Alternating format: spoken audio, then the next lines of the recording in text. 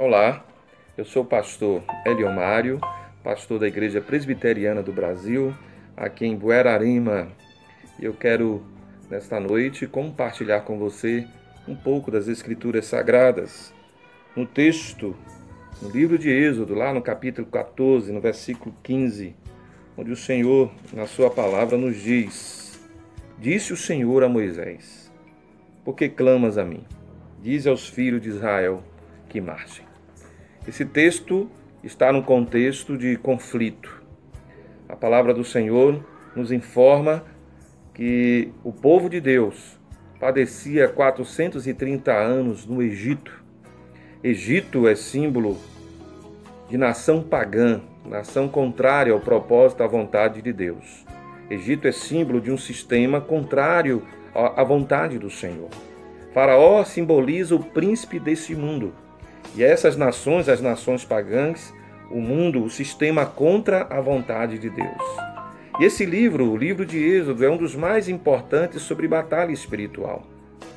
Nele, nós encontramos aqui as forças do mal conspirando contra o povo de Deus. A Bíblia diz que Deus vê o sofrimento do seu povo, ele lembra da sua aliança, a aliança que ele havia feito com Abraão. Deus chama então Moisés para liderar o povo à libertação. Faraó desconhece a Deus. Faraó aflige ainda mais o povo quando Deus, através de Moisés, diz a Faraó para libertar o povo. Quando Moisés vai a Faraó pedindo que lhe deixasse o povo e trazendo as pragas para o Egito, Faraó ardilosamente usou de astúcia para reter o povo no Egito e faz algumas propostas. A primeira proposta que ele faz para Moisés é que o povo servisse a Deus no Egito mesmo. Faraó queria que o povo servisse a Deus no cativeiro. Egito é símbolo do mundo e da escravidão do pecado.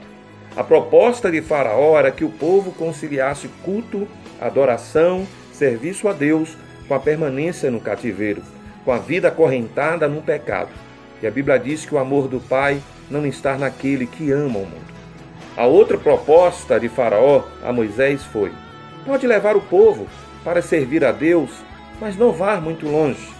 Essa cilada ela é muito sutil e perigosa.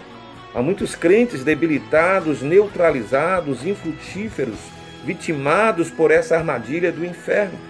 Pessoas que até já saíram do Egito, romperam com a escravidão do pecado, pessoas que já deixaram toda a sorte de prisões, mas em vez de fazer um rompimento radical, ficam ainda curtindo um saudosismo, flertando com o pecado, namorando ainda com a tentação. Vivendo então em um campo minado. São crentes que têm medo de uma consagração profunda. Servem a Deus, mas ainda não se libertaram dos encantos do Egito. Noutra proposta, feita a Moisés, Faraó até permite que o povo saia, desde que as crianças e os jovens ficassem no Egito. A coisa que mais perturba o diabo é ver a igreja unida, servindo a Deus. Ele não gosta de ver os jovens, principalmente no altar de Deus. O diabo, ele é estelionatário. Ele oferece prazer e dá desgosto. Ele promete diversão e dá frustração. Ele promete vida e dá morte. O lugar do jovem curtir a vida, gozar a vida, não é na banca do bar, não é no Egito, não é na Babilônia, não é no mundo. O lugar de curtir a vida e de ter prazer é no altar de Deus. Só na presença de Deus a plenitude de alegria. A Bíblia diz que um dia nos átrios do Senhor vale mais que 1000 nas tendas da perversidade. Quando o faraó percebeu a determinação de Moisés de não deixar no Egito os jovens e as crianças, ele deu a sua última cartada. E ele disse, ele propõe para Moisés que o povo saísse, mas que deixasse os seus rebanhos. Esse é um laço que tem derrubado muitos crentes. Nós não podemos negociar com ninguém aquilo que você tem recebido de Deus. A palavra que o Senhor tem derramado no seu coração.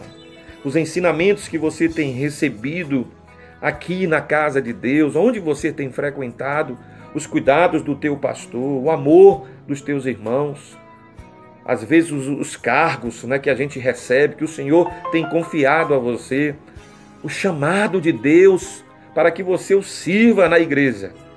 A salvação que você recebeu em Cristo Jesus, o selo, a presença, o penhor, a garantia do Espírito Santo na tua vida e muito mais. São os teus bens, os tesouros que o Senhor tem lhe dado. Diga-se, tudo aqui que nós temos recebido de bom tem vindo das mãos de Deus. Moisés, porém, não aceitou a exigência de Faraó, pois tudo que somos e que temos precisa estar a serviço de Deus. Foi assim que Moisés, ele entendeu e foi assim que ele disse a Faraó. Capítulo 10, no versículo 26, ele vai dizer: nenhuma unha ficará no Egito. Não negocie, marche. Há um propósito de Deus. Diz ao povo que marche. Esse é o propósito de Deus. Deus quer que a sua igreja rompa com o mundo. E nesse momento de tanta fragilidade, nesse momento de desespero, vamos romper segundo a ordem do Senhor. Marche, para que o mar se abra e possamos ver a glória de Deus. Que Deus te abençoe nessa noite. Em nome de Jesus.